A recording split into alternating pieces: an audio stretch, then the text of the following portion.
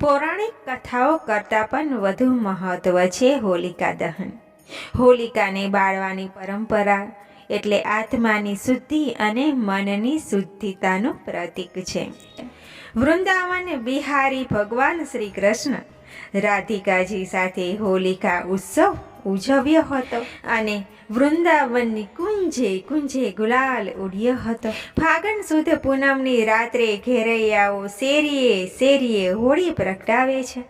સ્ત્રીઓ શ્રીફળ, હળદર, ચોખા, પકવાન અને પુષ્પ વગેરે સામગ્રીથી વિધિપૂર્વક પૂજન કરે છે અને સ્ત્રીઓ હોળી ઉપર ભૂખ્યા રહીને વ્રત પણ કરે છે. તો હવે હોલિકાની વાર્તા પણ જાણીએ. દૈત્ય કુળના હિરણ્યકશિપુને ત્યાં હોલિકા નામની બહેન હતી. કહેવાય છે ને કે કમળ તો કાદવમાં જ ઉગે છે. હિરણ્યકશિપુને ત્યાં પ્રહલાદનો જન્મ થયો.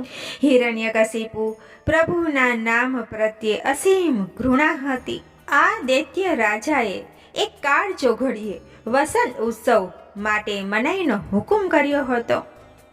પોતે ભગવાનના નામની હંમેશા દૂર રહેતો અને પ્રજાને પણ પ્રભુના નામ સ્મરણથી વિમુખ રાખવા સદૈવ તત્પર રહેતો. પરંતુ પોતાના પનોતો પુત્ર એટલે કે પ્રહલાદ જે રામ નામ રટવામાં રત રહેતો, જગતમાં જેને કોઈ ન પહોંચે તેને તેનું પેટ પહોંચે, એ કહેવત અનુસાર પ્રહલાદ પિતાને બોધ પાઠ ભણાવે છે. વ્યવહારમાં ક્રૂર એવા હિરણ્યકશિપુએ પ્રેમ દર્શાવીને પ્રહલાદને કહ્યું, બેટા તું પ્રભુ નામ સ્મરણ, પૂજા પાઠ વગેરે ત્યજી દે. મને એ જરાય પણ પસંદ નથી. મેં સમગ્ર રાજ્યમાં પ્રભુનું નામ લેવા પ્રતિબંધ કર્યો છે.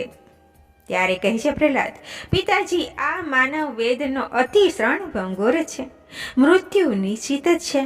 તેથી નામ સ્મરણ કે પૂજા પાઠ કરવા બદલ મને મૃત્યુ મળશે તો પણ હું સહર્ષ સ્વીકારી લઈશ, પણ પ્રભુનું નામ તો નહીં જ મૂકું. આ પ્રહલાદે પ્રત્યુત્તર આપતા કહ્યું હતું. આ જવાબ સાંભળીને હિરણ્યકશિપુ પિતા પરાજય પામ્યા. આખરે આ દૈત્યરાજ ક્રૂર સ્વરૂપે બહાર આવ્યો, કારણ કે પિતાની કાકલુતી ભરી વાણી પુત્રને કાન ન ધરી.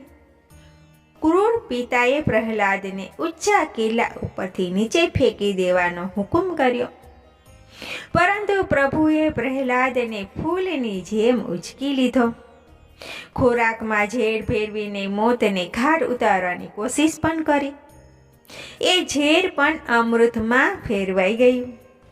હાથીના પગ નીચે કચડી નાખવા પ્રબંધ કર્યો, પણ વિશાળ કાયા હાથીએ તેની સૂંઢથી ઉપાડીને પોતાની ગરદન ઉપર બેસાડી દીધો. હિરણ્યકશ્યપે જ્યારે વ્યગ્ર અને હતાશની ઊંડી ખાઈમાં ધકેલવા ગયો ત્યારે તેની બહેન હોલિકા ભાઈને આશ્વાસન આપતા કહ્યું, ભાઈ, હું પ્રહલાદને ખોળામાં લઈને રમાડીશ. તમે આજુબાજુ છાણા લાકડા ગોઠવીને હોળી પ્રગટાવજો, જેથી પ્રહલાદ બળીને ખાખ થઈ જશે.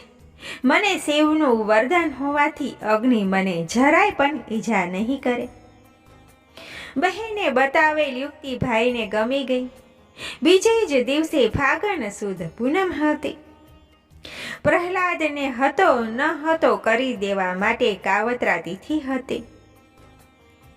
તે દિવસે હોલિકા પ્રહલાદને ખોળામાં બેસાડીને રમાડવા લાગી.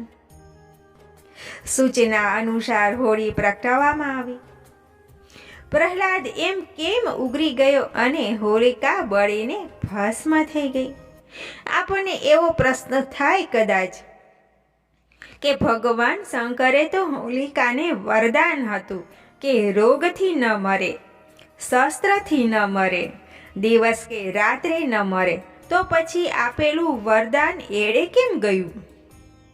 આનો ઉત્તર એ છે કે હોલિકાની ભક્તિ નિસ્વાર્થ ભક્તિ નહીં પણ સ્વાર્થવાળી ભક્તિ હતી. સ્વાર્થવાળી ભક્તિ એટલે કે કોઈને કોઈ મનોકામનાની પરિતૃપ્તિના આશય સાથે કરવામાં આવેલી ભક્તિ હતી. વાસ્તવિક રીતે આ ભક્તિ સકામ ભક્તિ એટલે કે કનિષ્ઠ પ્રકારની છે. ભક્તિમાં જો કચાશ હોય તો પ્રભુ એવા ભક્તથી લાખ ગાઉ છેટા રહે છે. પ્રભુને તો નિસ્વાર્થ ભક્તિની જ સેવા ગમે છે. પ્રભુને તો જે નિસ્વાર્થ વર્તમાન રાખે તે જ અતિ પ્રિય છે અને એનો આ લોક અને પરલોકની વિશે દ્રઢ મેળાપ રાખે છે. સકામ ભક્તિમાં શ્રદ્ધા હોવા છતાંય મોટે ભાગે મહેશ્વરને મૂંઝવીને કંઈક પચાવી પાડવાની જ વૃત્તિ હોય છે. એને કેમ પ્રકાર કંઈક પડાવી લેવાનો જ આશય પ્રબળ હોય છે. આથી માગીને મેળવેલ ઈચ્છિત વરદાન સિદ્ધિ તો અવશ્ય ગણાય છે, પરંતુ આ સકામ ભક્તિ અવિચલિત સિદ્ધિ અર્પિત નથી. આથી હોલિકાને મેળવેલ વરદાન એળે ગયું. દિવસ કે રાત્રિ નહીં, પરંતુ સંધ્યાકાળે પ્રગટાવેલી જ્વાળા હોલિકાને ભરખી ગઈ. ભગવાન સદાશિવે અનિચ્છાએ આપેલ સકામ ભક્તિનું ફળ આપમેળે વિનાશને વેરી ગયું. આખરે અનિષ્ટ ઉપર નિષ્ઠનો વિજય થયો, જેથી સમાજમાં સૌ સમૃદ્ધિ રૂપે સંધ્યા સમયે હોળી પ્રગટાવે છે. હુતાશી એટલે કે હોળીનું વ્રત કરનાર પૂજન કરે છે, જેમાં ખજૂર, ધાણી અને ડાળિયાનો વ્યાપક ઉપયોગ કરે છે. નારિયેળ વધારવામાં આવે છે. હોળી પ્રગટાવવાથી વાતાવરણ વિશુદ્ધ થાય છે. કેસુડાના ફૂલો ઘોળીને તૈયાર કરવામાં આવેલ રંગ કે અબીલ ગુલાલ છોડો માનવ જીવનમાં સંતૃપ્તિ, સંતોષ અને આનંદનો લહેરો ભરી શકે છે. યુવાન હૈયાઓ, સગા સંબંધીઓ અન્યોને સંબંધોમાં રંગમાં મેઘધનુષ્ય પૂરે છે. આ રંગ ઉત્સવનું પણ અનેરું અને અનોખું સામાજિક મહત્વ છે.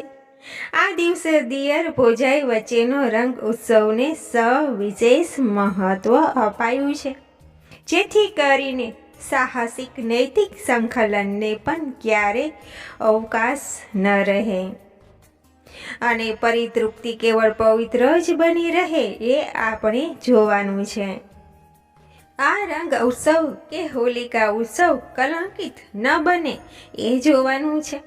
અનિષ્ટનું દહન કરીને સમાજ નિષ્ઠાનું જ જતન કરવાનું છે. હોલિકા ગ્રંથ સાથે પ્રહલાદની કથાને સાંકળી લેવામાં આવી છે. ભક્ત પ્રહલાદ અગ્નિ પરીક્ષામાંથી પસાર થાય છે, એનો જય જયકાર થાય છે. આકાશમાંથી દેવો પુષ્પ વૃષ્ટિ કરે છે. ફાગણ સુદ પૂનમના રોજ હોલિકાની વિશેષ મહિમા છે. હોળી પૂજન કરવાનું આખું વર્ષ વિના વિઘ્ને સુખ રૂપે વ્યથિત થાય છે. આ દિવસે હોલિકા મંત્ર જરૂર કરવો. હોલિકાય નમઃ. આ મંત્ર બોલતા બોલતા હોલિકા વ્રતનું પૂજન કરવું જોઈએ, જેથી સુખ શાંતિ પ્રાપ્ત થાય. તો બોલો હોલિકા માતાની જય.